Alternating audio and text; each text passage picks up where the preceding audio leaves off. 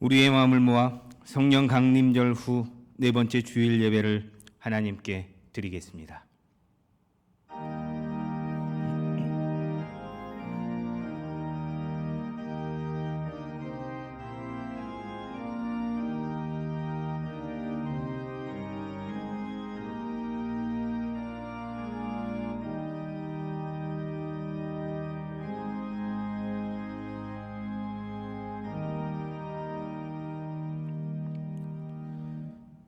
믿음이 없이는 하나님을 기쁘시게 하지 못하나니 하나님께 나아가는 자는 반드시 그가 계신 것과 그가 자기를 찾는 자들에게 상 주시는 이심을 믿어야 할지니라. 아멘.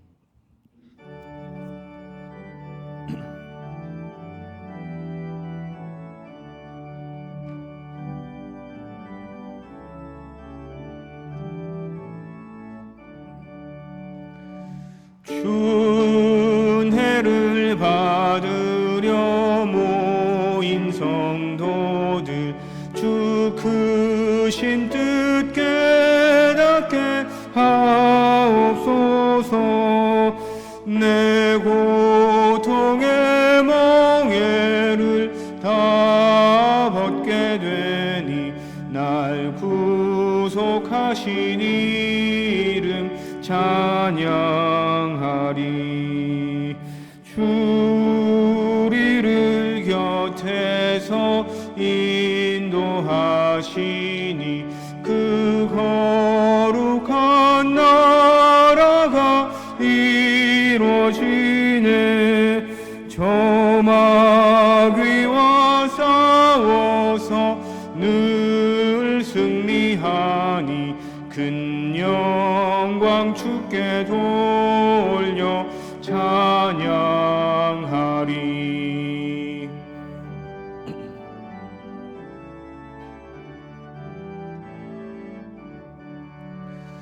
주 우리의 방패와 장검 되시니 나 승리의 주님을 따릅니다.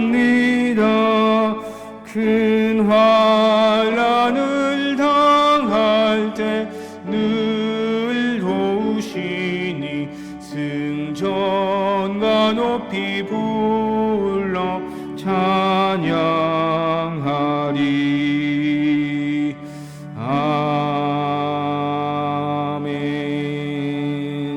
아멘. 다 함께 신앙 고백하심으로 우리의 신앙을 한 목소리로 하나님께 고백하시겠습니다. 나는 전능하신 아버지 하나님, 천지의 창조주를 믿습니다. 나는 그의 유일하신 아들 우리 주 예수 그리스도를 믿습니다. 그는 성령으로 잉태되어 동정녀 마리아에게서 나시고 본디오 빌라도에게 고난을 받아 십자가에 못 박혀 죽으시고 장사된 지 사흘 만에 죽은 자 가운데서 다시 살아나셨으며 하늘에 오르시어 전능하신 아버지 하나님 우편에 앉아 계시다가 거기로부터 살아있는 자와 죽은 자를 심판하러 오십니다. 나는 성령을 믿으며 거룩한 공교회와 성도의 교제와 죄를 용서받는 것과 몸의 부활과 영생을 믿습니다. 아멘. 성시교독 35문입니다. 성시교독 35문입니다. 만군의 여호와여, 주의 장막이 어찌 그리 사랑스러운지요.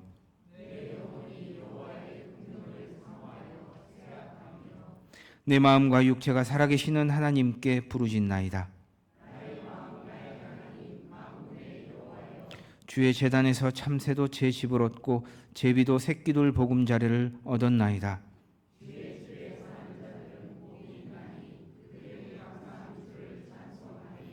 주께 힘을 얻고 그 마음에 시온의 대로가 있는 자는 복이 있나이다. 그곳에 많은 샘이 있을 것이며 이른 비가 복을 채워 주나이다.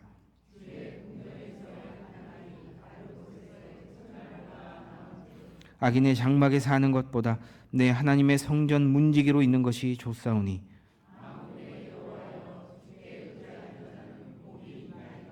아멘.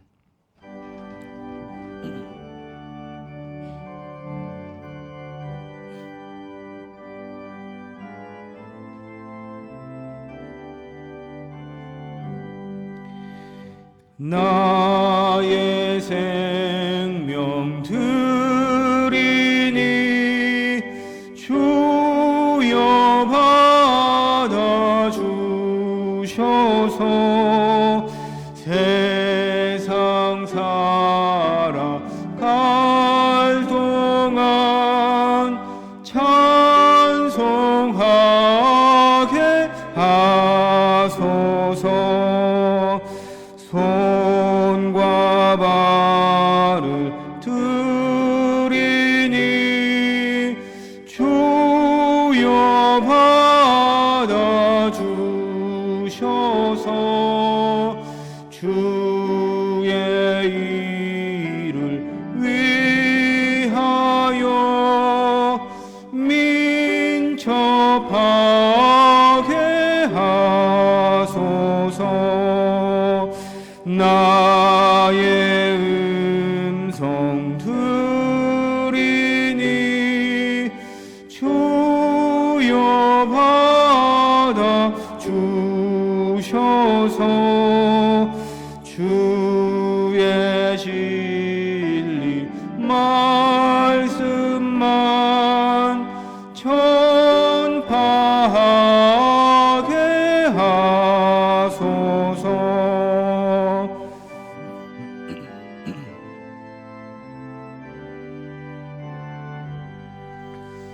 나의 보화 드리니 주여 받아주셔서 하늘나라 위하여 주 뜻대로 쓰소서. 나의 시간 드리니 주여 받아주셔서 평생토록 주 위에 봉사하게 하소서.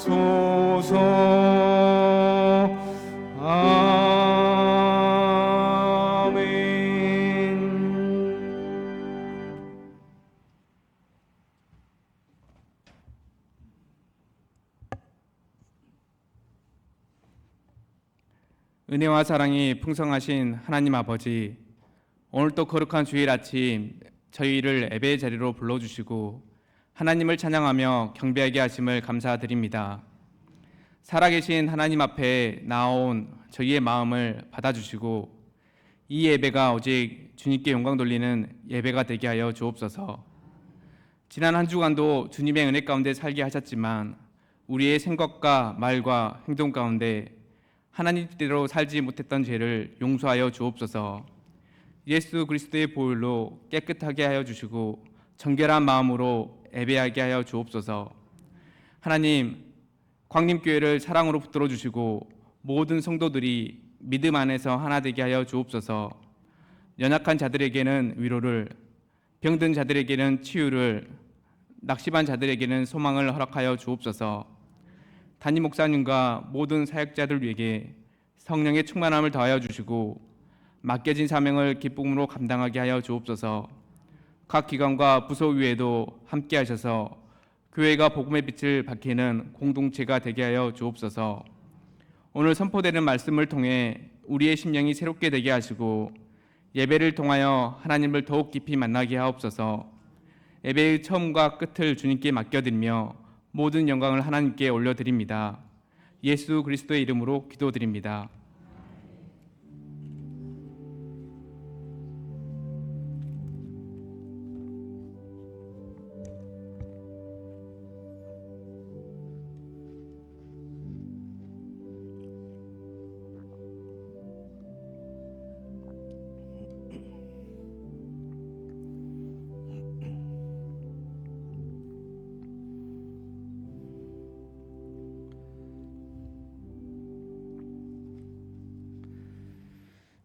이 시간 하나님께서 우리에게 주시는 말씀은 창세기 33장입니다. 창세기 33장 1절에서 11절 말씀입니다. 구약 50면에 있습니다. 창세기 33장 1절에서 11절 말씀입니다. 이는 하나님의 말씀입니다. 야곱이 눈을 들어보니 에서가 400명의 장정을 거느리고 오고 있는지라. 그의 자식들을 나누어 레아와 라헬과 두 여종에게 맡기고 여종들과 그들의 자식들은 앞에 두고 레아와 그의 자식들은 다음에 두고 라헬과 요셉은 뒤에 두고 자기는 그들 앞에서 나아가되 몸을 7번 땅에 굽히며 그의 형 에서에게 가까이 가니 에서가 달려와서 그를 맞이하여 안고 목으로은 맞추어 그와 입 맞추고 서로 우니라. 에서가 눈을 들어 여인들과 자식들을 보고 묻되 너와 함께한 이들은 누구냐? 야곱이 이르되 하나님이 주의 종에게 은혜로 주신 자식들이니이다. 그때의 여종들이 그의 자식들과 더불어 나와 절하고 레아도 그의 자식들과 더불어 나와 절하고 그 후에 요셉이 라헬과 더불어 나와 절하니 에서가 또 이르되 내가 만난 바 이 모든 때는 무슨 까닭이냐? 야곱이 이르되 내 주께 은혜를 입으려 함이니이다. 에서가 이르되 내 동생아 내게 있는 것이 족하니 내 소유는 내게 두라. 야곱이 이르되 그렇지 아니하니이다. 내가 형님의 눈앞에서 은혜를 입었사오면 청하건대 내 손에서 이 예물을 받으소서. 내가 형님의 얼굴을 배운즉 하나님의 얼굴을 본 것 같사오며 형님도 나를 기뻐하심이니이다. 하나님이 내게 은혜를 베푸셨고 내 소유도 족하오니 청하건대 내가 형님께 드리는 예물을 받으소서 하고 그에게 강권함에 받으니라. 아멘. 갓 태어난 동생이 엄마 품에 안겨 있는 것을 처음 본 첫째들은요, 거의 대부분이 굉장한 충격을 받는다고 합니다. 믿었던 남편의 외도를 목격한 아내가 받는 충격과 맞먹는다고들 이렇게 학자들은 얘기를 해요. 그러니까 굉장한 충격인 거예요. 저명한 심리학자인 아들러는요, 이를 왕좌에서 쫓겨난 군주라는 개념으로 설명을 하는데요. 이런 뭐 거창한 개념이 아니더라도 여러분 생각을 해보십시오. 그럴 수밖에 없지 않겠습니까? 그동안 엄마 사랑을 홀로 독식하다시피 했는데 이 어느 날 갑자기 조그마한 게 들어와서는 엄마 품에 안겨서 젖을 빨고 있으니 당황스럽고 혼란스러울 수밖에 없지 않겠어요? 그래서 저희 부부도요 굉장히 공부를 많이 했던 기억이 있습니다. 이 어떻게 해야 될까? 어떻게 해야 될까? 둘째가 태어났을 때 제가 애를 볼 상황이 안 됐어요. 그래서 3주간 애를 처가에 맡겨야 했었는데요. 아무래도 이 애가 마음이 상할 것 같더라고요. 그래서 내려가기 한 주 전부터 계속 이렇게 얘기를 했어요. 교육을 시켰어요. 그러니까 일종의 세뇌 교육인 거죠. 그런데 애는 애더라고요. 애는 애예요. 만 3살, 이제 만 3살 되는 애가 뭘 상황을 이해하고 그 마음을 어떻게 잘 정리를 하겠습니까? 아니나 다를까 외할아버지 차에 딱 태웠더니 고개를 푹 숙이고 시무룩해져 버리더라고요. 그렇게 이제 3주 가까이를 보내고 제가 아이를 데리러 강경으로 내려갔어요. 여전히 제 기억에 선한데요. 처갓집 문을 열고 아이를 마주한 순간 아이가 어떻게 했을 것 같아요? 제 생각에는요 그랬을 것 같아요. 막 달려와서 제게 안길 거라고 생각을 했어요. 그런데 저를 보자마자 아이가 얼굴이 확 굳어버리더라고요. 표정이 확 굳어버리더니 외할머니 뒤로 숨어버리더라고요. 적잖이 놀랐습니다. 적잖이 놀랐고 당황스러웠어요. 그런데 그 찰나의 순간에 내가 지금 이 아이를 먼저 가서 안지 않으면 이 아이는 평생의 상처로 기억하게 된다라는 생각이 딱 들더라고요. 그래서 활짝 웃으면서 아이한테 달려갔어요. 그래서 꼭 안았어요. 그리고 이렇게 얘기했어요. 준우야 미안하다. 아빠가 미안하다. 널 오랫동안 떨어뜨려놔서 아빠가 미안하다. 네가 미워서 그런 거 아니야. 사랑해. 그랬더니 그때서야 아이가 꼭 안기면서 아빠 하고 불러요. 그러니까 배신감이 있었던 거예요. 아빠가 나를 버렸다라는 생각이 있었던 겁니다. 근데 이게 끝이 아니에요. 그러고 나서 이제 아이를 데리고 갔죠. 집으로 가는데 거의 도착할 때쯤에 제가 아내한테 전화를 했어요. 미리 이제 얘기를 했거든요. 미리 얘기를 했어요. 그러니까 이제 거의 다 도착했으니까 둘째를 안방에 갖다 놔라 우선. 아이가 빽빽거리고 울면 내가 가서 바로 돌볼 테니까 큰애 들어가면 그냥 아무것도 생각하지 말고 기쁘게 환대하고 맞이해라. 꼭 안아줘라. 그렇게 오랫동안 아이하고 시간을 가져라 제가 그랬어요. 근데 딱 들어갔어요. 엄마가 막 이렇게 환대하고 맞아주고 안아주고 사랑한다 그러고 너 미워해서 그런 거 아니라고 얘기를 하고 막 이랬어요. 다행히 둘째가 안방에서 안 울더라고요. 그래서 이렇게 가만히 봤더니 와, 그 참 그렇더만요. 동생 있는 거 알 텐데 동생 어딨냐는 얘기 안 해요. 동생 보러 가자는 얘기도 안 하더라고요. 아, 이렇구나. 그런 거구나. 그래서 아내가 충분히 아이와 시간을 갖게끔 하고 나중에 그랬어요. 준우야, 이제 우리 동생 보러 갈까? 그래도 될까? 허락을 맡았어요. 그랬더니 그래도 되겠대. 그래서 가서 보여주고 그 뒤로도 한참 동안은 아이 젖먹일 때는 큰애한테 허락을 맡았어요. 아이가 배고파서 그래. 동생이 배고파서 그러니까 저 줘도 될까? 그렇게 하래요. 한참 그렇게 하다가 나중에는 이제 뭐 관심도 안 갖더라고요. 그렇기 때문에 부모는요, 정말 이 시기에 정말 지혜롭게 잘 해야 된다라는 생각이 들어요. 그래서 그랬는지는 모르지만 우리 삼형제는요 보면 서로 소리 지르면서 다투기는 해도 손찌검은 하진 않아요. 막 때리거나 그러진 않더라고요. 그리고 이제 보면 또 서로 누가 더 많이 가졌다고 시기하는 것도 물론 아주 없다고는 할 수는 없지만 그렇게 눈에 띄게 심하지는 또 않습니다. 여러분, 왜 이런 일들이 있게 되는 걸까요? 동서고금을 막론하고 사람이라면요, 내가 더 사랑받고 싶어 하거든요. 내가 더 인정받고 싶어 하기 때문에 그렇습니다. 특히나 한 부모의 사랑을 나누어 가져야 하는 형제 자매 관계 안에서는요, 이게 더 그렇습니다. 때문에 이 부모는 이 시기에 더 많이 신경 써야 하고 지혜롭게 아이를 잘 대해야 하는 거죠. 오늘 본문 안에도 보면 더 사랑받고 싶었고 더 인정받고 싶었고 더 축복받고 싶었던 한 사람이 그려집니다. 발꿈치를 잡은 자 야곱이죠. 같은 날 함께 태어났으면서도 뒤에 나왔다는 이유로 동생이 되어야만 했던 사람. 가질 수 있었지만 가질 수 없게 된 자신의 숙명을 그는 거스르면서 형의 것을 빼앗아 버립니다. 이미 태어날 때부터 형의 발 뒤꿈치를 악착같이 부여잡고 나왔던 그의 모습은 그가 앞으로 평생 동안 어떠한 삶을 살아가게 될 것인지를 보여주는 어쩌면 참으로 슬픈 이정표라고 할 수 있어요. 25장 26절입니다. 후에 나온 아우는 손으로 에서의 발꿈치를 잡았으므로 그 이름을 야곱이라 하였으며, 그는 움켜진 자였어요.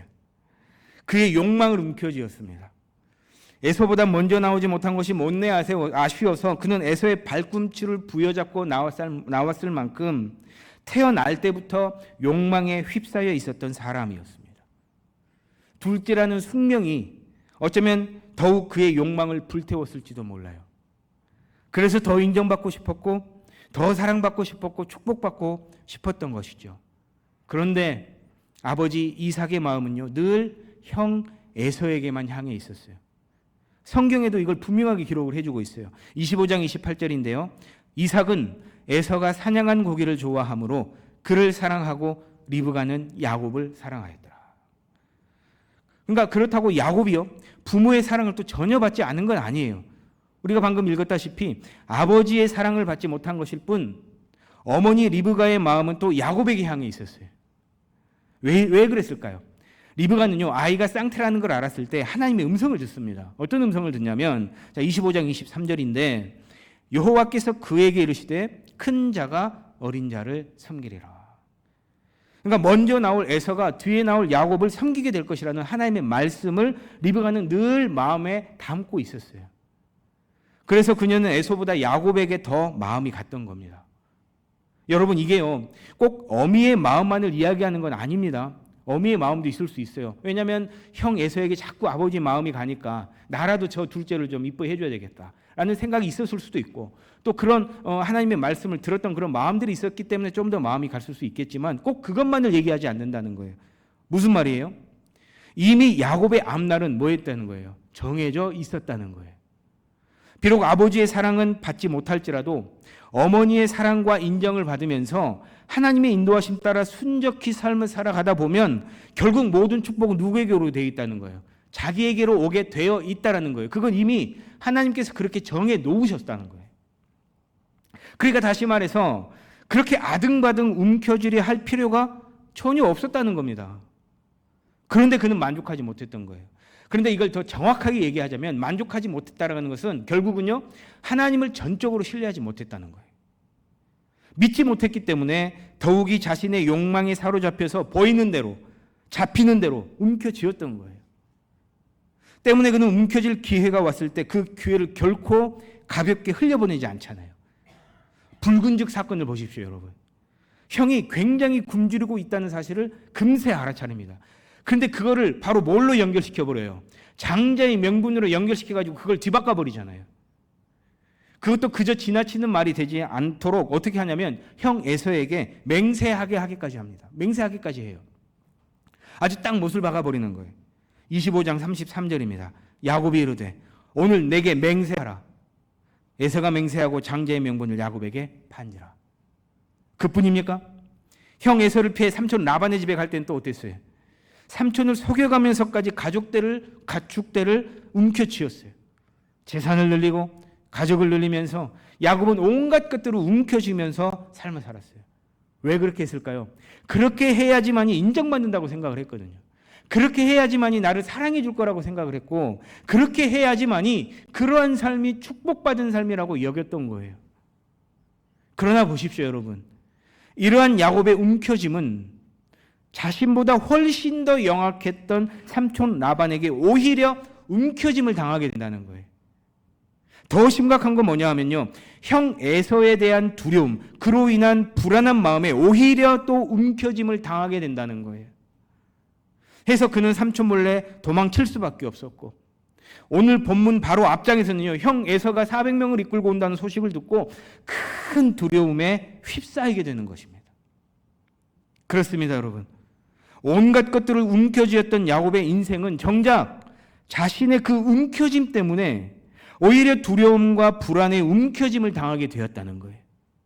움켜쥐었던 재물이, 움켜쥐었던 그 성공이 자신을 당당하게 서게 해줄 줄로만 알았는데 오히려 자신의 영혼을 단 하루도 편히 쉬지 못하게 만들어버리는 창살 없는 감옥으로 만들어버렸던 것입니다. 여러분, 그랬던 그가 오늘 본문에서는요, 전혀 다른 모습을 보여주고 있다는 거예요. 33장 3절입니다. 자기는 그들 앞에서 나아가되 몸을 7번 땅에 굽히며 그의 형 에서에게 가까이 가니. 야곱이 형 에서의 앞에 몸을 몇 번 땅에 굽히나요? 7번 땅에 굽혀요. 이러한 행동은 뭐냐면 고대 근동에서 신하가 왕에게 하는 행동이에요. 주종 관계에서나 볼 수 있는 행동이 바로 이런 행동입니다. 그러니까 형 에서를 뭘로 여겼다는 거예요, 지금? 왕으로 여겼고 주인으로 여겼다는 거예요. 형님은 왕이고 나는 신하입니다. 형님은 주인이고 나는 종입니다라는 걸 지금 몸으로 표현해주고 있는 거예요. 남을 움켜쥐고 자신마저도 움켜쥐며 살아왔던 야곱에게 어떤 일이 일어났기에 형 앞에서 이렇게 납작 엎드리게 되는 걸까요? 바로 전장인 32장에 가서 보면요, 하나님께서는 형과의 상봉을 앞두고 극한 두려움과 불안에 움켜짐을 당한 야곱을 찾아가십니다. 그리고요, 그의 환도뼈를 치셔요. 그렇게 그가 평생을 절뚝거리게 살게 하시면서 그동안 움켜쥐며 살았던 그의 욕망을 깨뜨리신 거예요. 그 사건을 통해서 32장의 야복나루의 사건을 통해서 하나님께서 그의 움켜쥐면서 또 움켜짐을 당한 그 영혼을 한 번에 깨뜨리신 겁니다. 그렇게 하시면서 이제는 지팡이를 의지하며 살게 하시는 거예요. 움켜쥐었던 그 욕망이 이끄는 대로 살아가는 것이 아니라요, 하나님의 지팡이가 인도하시는 대로 그 지팡이를 의지하면서 살아가도록 하시는 거예요. 해서 하나님께서는 이제 야곱, 발꿈치를 잡은 자로서의 삶이 아닌 이스라엘, 하나님과 겨루어 이긴 자로 새로운 삶을 살게 하시는 것입니다. 때문에 본문인 33장에서 야곱은 절뚝거리는 걸음으로 지팡이를 짚고 서서 형을 맞이할 수 있었고요, 형 앞에서 겸손히 큰 절을 올릴 수 있었던 것입니다. 그동안 움켜쥐어 오던 그 손을 이제 형 앞에 활짝 펴 내려놓고 엎드리는 거예요. 그렇습니다. 야곱은 온갖 것들을 움켜쥐며 자신의 부족함과 두려움과 불안을 채우려 했고 해결하려 했습니다. 그러나 오히려 스스로 움켜짐을 당하게 되었죠. 스스로는 도저히 깨고 나올 수 없는 그러한 감옥에 갇혀버렸던 것입니다. 그러한 때 하나님께서 야곱의 삶에 직접 개입하셨고 그의 환도뼈를 치시면서 이제 발꿈치를 잡는 자가 아니라 환도뼈를 어루만지며 살게 하셨던 거예요. 새 이름을 주시면서 이제는 신실하신 하나님을 전적으로 믿고 의지하게 하셨던 것이죠. 발꿈치를 잡은 자로 아등바등 움켜쥐지 않아도 자신을 향한 하나님의 약속은 단 한 번도 변한 적이 없었다는 사실을 깊이 깨닫게 하신 것입니다. 그렇습니다. 사랑하는 여러분, 우리의 삶에도 움켜쥐고 있는 것들이 있을 수 있어요. 이것 아니면 안 돼, 이것만은 내가 붙잡고 있어야 돼 하는 것들이 있을 수 있다는 겁니다. 불안과 두려움을 아는 채로 내 생각, 내 계산, 내 방법을 고집하면서 아등바등 살아갈 수 있어요. 그러나 여러분, 하나님께서는 우리 삶에 깊이 개입하셔서 인도하시는 분이심을 기억하시기 바랍니다. 신실하게 우리의 삶을 이끄시는 분이심을 우리가 다시 한번 되새길 필요가 있습니다. 때문에 여러분, 그분을 믿고 신뢰함으로 이제는 움켜진 우리의 손을, 우리의 삶을 주님 앞에 내려놓으시기를 바랍니다. 야곱의 옛 이름을 벗어버리고 이스라엘이라는 새 이름으로 서서 이제는 내 힘이 아닌 하나님의 지팡이만을 의지해 당당히 서는 우리 모두가 되었으면 좋겠습니다. 다음으로 함께 살펴볼 구절은 27장 30절입니다. 이삭이 야곱에게 축복하기를 마침에 야곱이 그의 아버지 이삭 앞에서 나가자 곧 그의 형 에사가 사냥하여 돌아온지라. 그는 가로챈 자였습니다. 형의 장자권도 가로채버리더니 이제는요, 응당 형이 받아야 할 축복까지도 가로채버려요. 그 축복을 가로채기 위해 아버지 이삭마저도 속여야 했습니다. 결국 이 일 때문에 형 에서에게 미움을 사게 되었고요, 격분한 형 에서는 동생 야곱을 죽일 마음까지 갖게 됩니다. 27장 41절입니다. 내가 내 아우 야곱을 죽이리라 하였더니. 이 말이 어머니 리브가의 귀에 들어갔죠. 야곱은 결국 집을 떠나 삼촌 라반의 집으로 도망가야 했습니다. 그런데 야곱의 가로채는 삶은요, 그곳에서도 끊이지 않아요. 야곱은 삼촌에게 아롱진 양과 점 있는 양을 자신의 것으로 달라고 이야기를 하거든요. 그런데 당시에 이런 양들은요, 드물게 태어난답니다. 그러니까 삼촌 라반은 이 별 이상한 놈이 다 있네 이러면서 옳다쿠나 하고 그냥 그렇게 하라고 하죠. 어차피 그런 양은 잘 나오지도 않으니까. 그런데 여기서 야곱은 굉장한 꼼수를 쓰는 거예요. 이렇게 하고 저렇게 하면 아롱지고 점 있는 양이 태어난다는 것을 경험으로 안 거예요. 그래서 가장 실하고 튼튼한 양들만을 함께 만나게 해서 새끼를 갖게 한 거죠.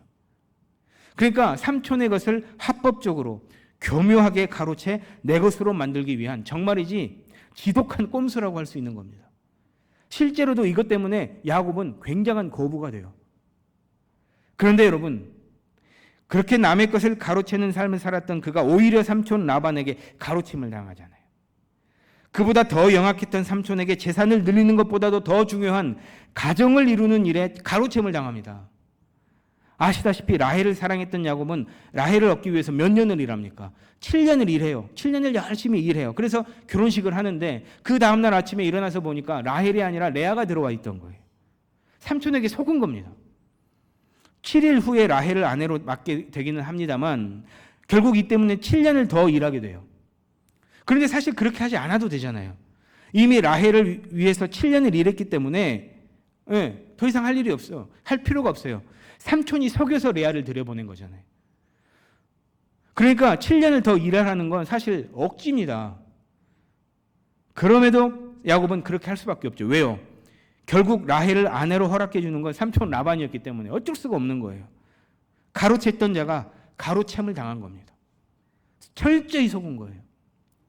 그런데 여러분, 더 중요한 건요, 야곱은요, 자기 스스로를 가로채 버렸다는 거예요.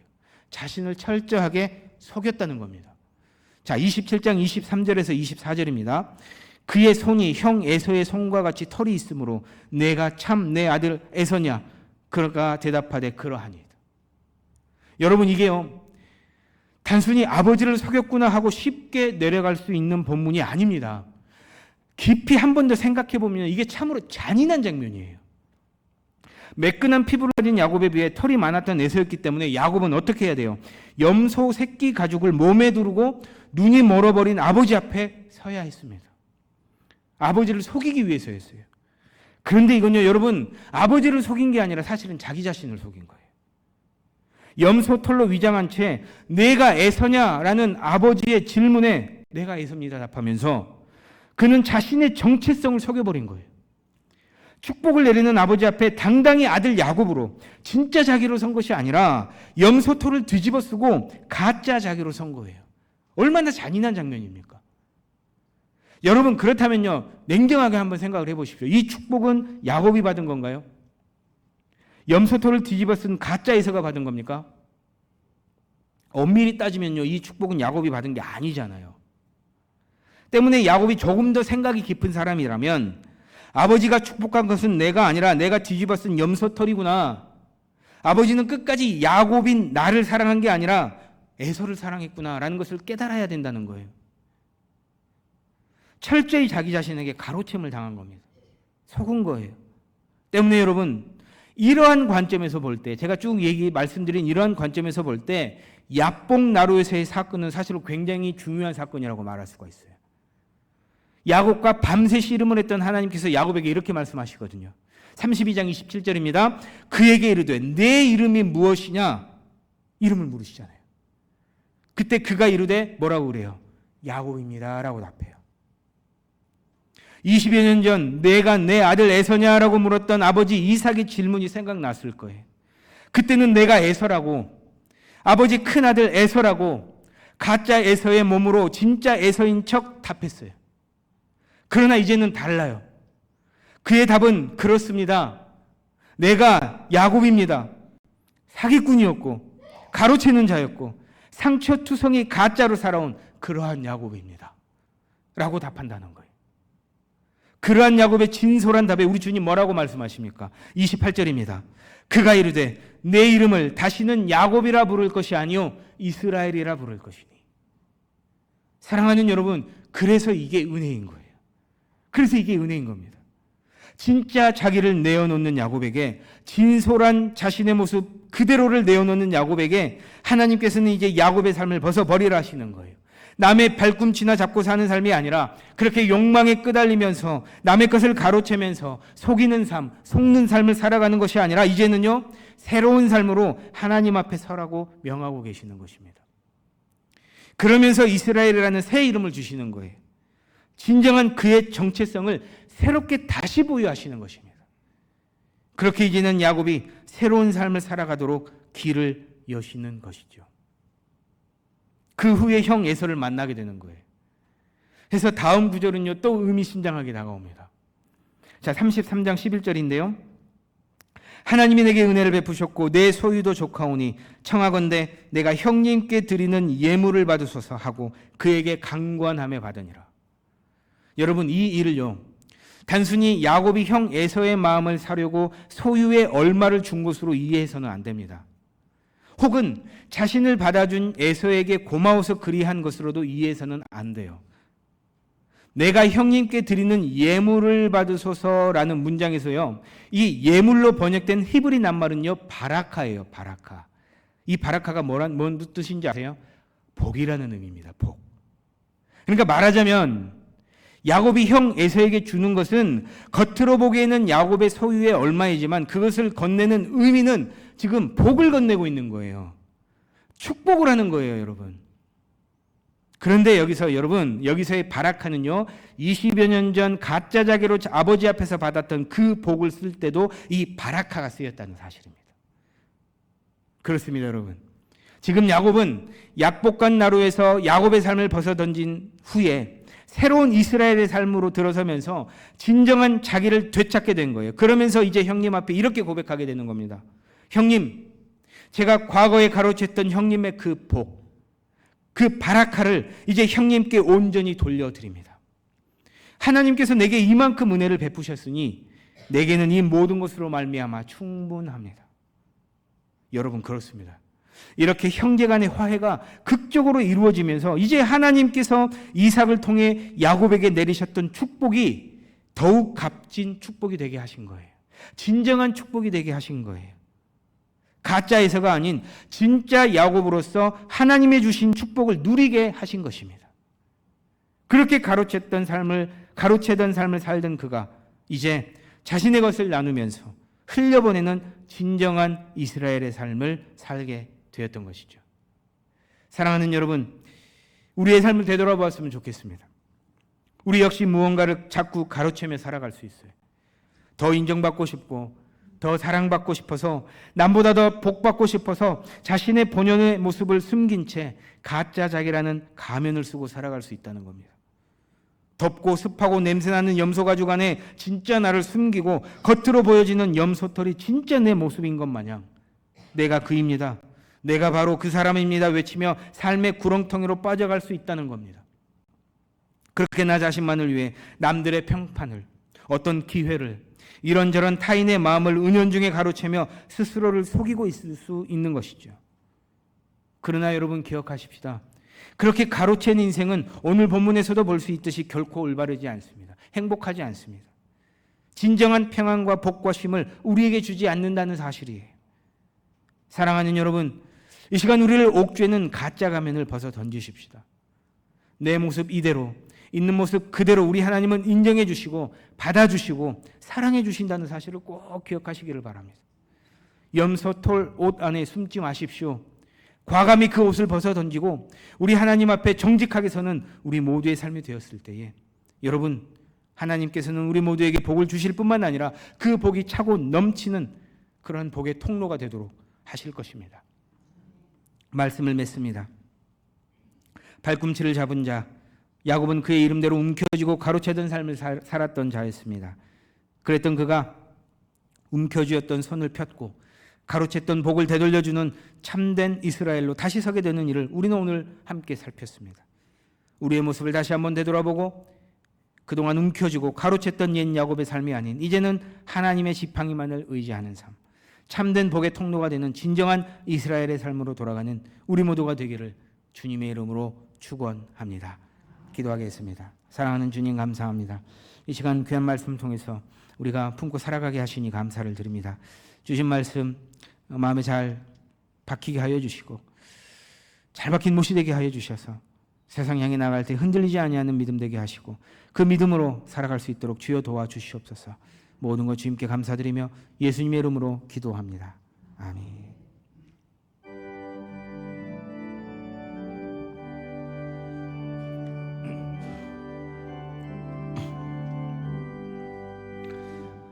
이 세상 끝날까지 주 섬겨 살리니 내 친구 되신 주여 늘 함께 하소서. 주 나와 함께 하면 전쟁도 겁없고 주 나를 인도하면 늘 안심하리라. 나 주를 따를 때에 주 약속하신 것 그 영광 중에 모두 이루어 주소서. 나 주의 뒤를 따라 섬기며 살리니 그 크신 은혜 속에 날 인도하소서.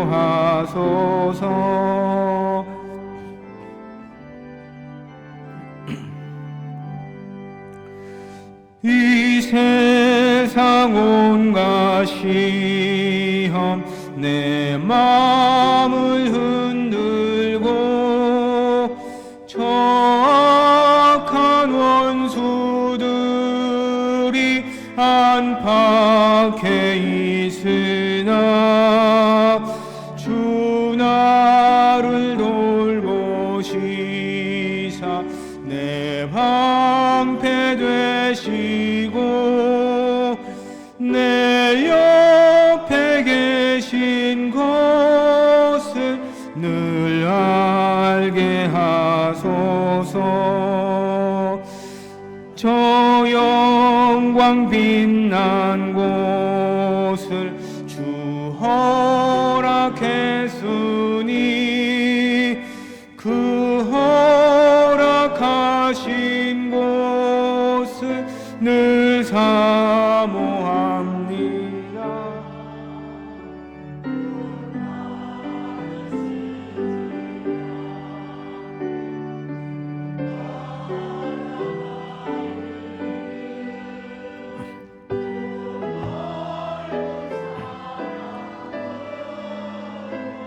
늘 인도하소서. 아멘.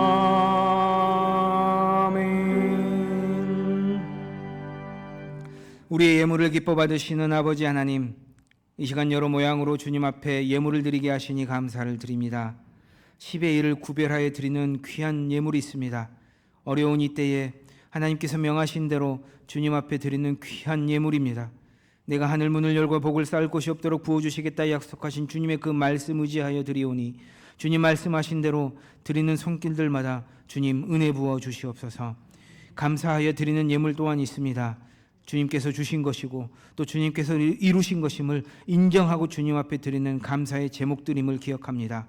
주님 기억하여 주시고 드린 손길마다 크신 은총으로 함께하여 주시옵소서. 일천번제로 작정하고 드리는 손길 또한 있습니다. 마음에 소원하는 것들, 이루고픈 제목들 주님 앞에 예물과 함께 올려드리오니 주님 기억하여 주시고 주님의 때에 주님의 방법으로 가장 선한 것으로 가득 넘치도록 채워 주옵소서. 또한 사랑방 예배를 함께하고 드리는 예물이 있습니다. 각각의 사랑방이 주님의 은혜로 모임이 다시 회복되게 하여 주시고 드려지는 모든 사랑방 예배 가운데 사랑이 넘치고 말씀이 넘치고 은혜가 넘치는 귀한 각각의 예배 될 수 있도록 주님 인도하여 주시옵소서. 선교 헌금으로 드리는 예물이 있습니다. 귀한 예물입니다. 이 헌금이 지역교회를 살리고 민족을 살리고 나라를 살리는 귀한 예물 되게 하여 주옵소서. 이 모든 예물을 아버지 하나님 앞에 올려드리오니 주님 기뻐받아 흠양하여 주옵소서. 예물의 모든 쓰임이 결코 헛되지 않게 하시고 이곳저곳 필요한 곳에 올바르게 올곧게 쓰여지게 하여 주옵소서. 모든 것 감사하옵고 우리 주 예수 그리스도의 이름으로 기도하옵나이다. 아멘.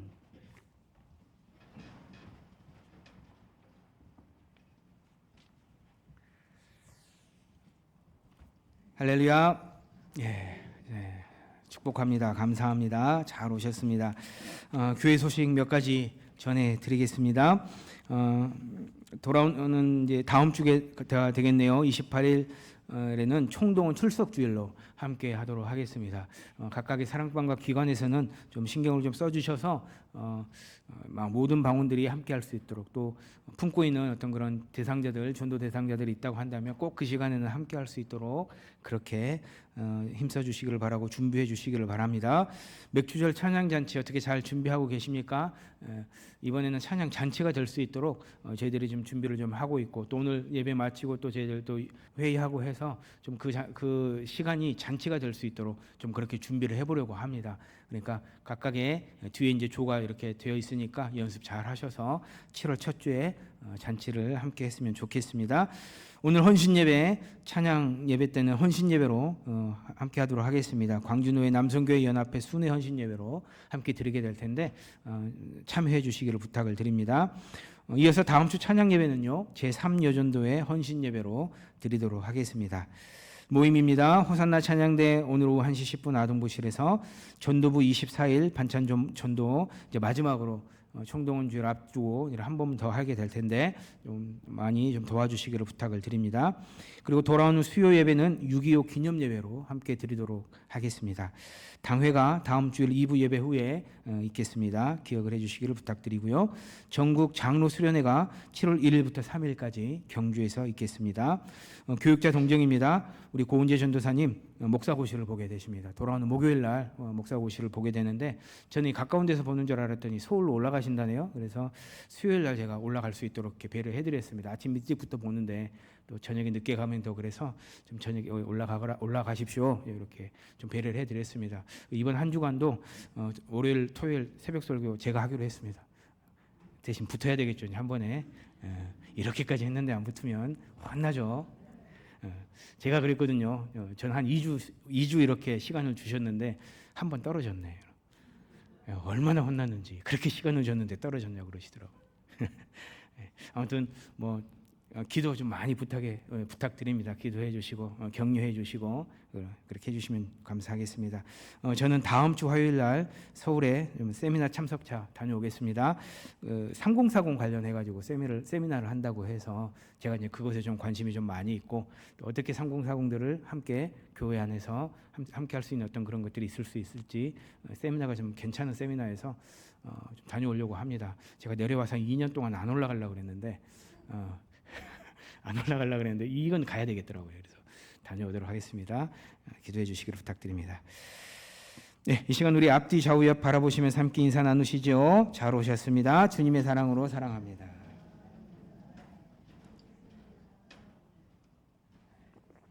예, 이 시간 가능하신 분은 일어나셔서 찬송가 412장 다 함께 부르시겠습니다.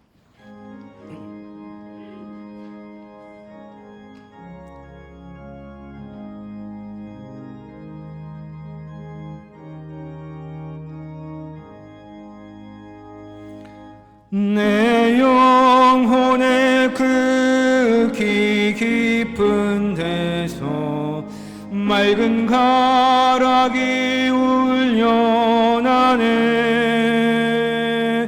하늘 곡조가 언제나 흘러나와 내 영혼을 고이 싸네.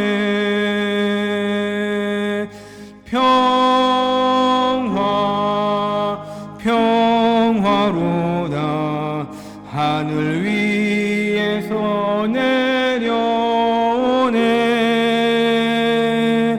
그 사랑의 물결이 영원토록 내 영혼을 덮으소서. 내 마음속에 솟아난 이 평화는 깊이 묻힌 보배로다. 나의 보화를 캐내어 가져갈 자 그 아무도 없으리라.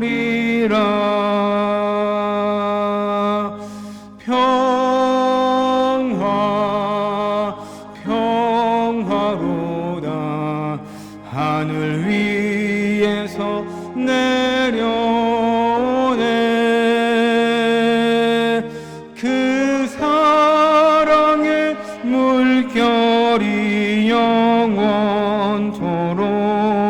내 영혼을 덮으소서.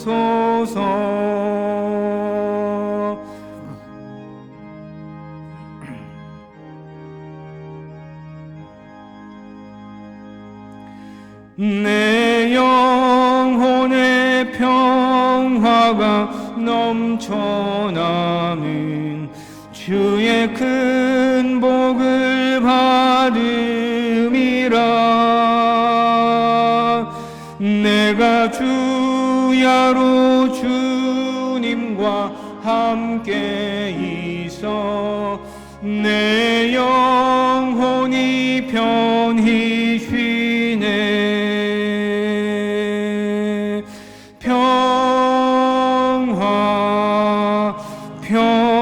평화로다 하늘 위에서 내려오네. 그 사랑의 물결이 영원토록 내 영혼을 덮으소서. 이 땅 위에 험한 길 가는 동안 참된 평화가 어디 있나. 우리 모두 다 예수를 친구 삼아 참 평화를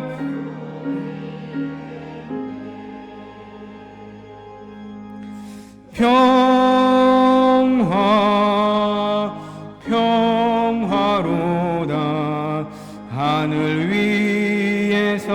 내려오네. 그 사랑의 물결이 영원토록 내 영혼을 덮으소서.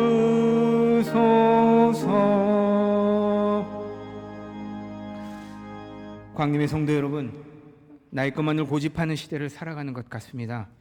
나만 잘 되면 괜찮다는 의식이 팽배해져 가는 시대, 움켜쥐려 하고 가로채려 하는 이러한 시대 가운데 우리는 기독인으로 살아갑니다. 사랑하는 여러분, 우리는 이러한 시대를 거스르는 삶을 살아가야 하겠습니다. 움켜쥐려 할 때 손을 펴서 하나님을 의지하는 자리로 나아가십시다. 가로채려 할 때 정직하게 하나님 앞에 서는 우리 모두의 삶이 되시기를 주님의 이름으로 소망합니다. 이제는 우리 주 예수 그리스도의 은혜와 아버지 하나님의 크신 사랑과 성령님의 교통하심이 이 시간 예배하는 광림의 모든 성도들 위해 이제로부터 영원토록 함께 하시기를 간절히 축원하옵나이다. 아멘.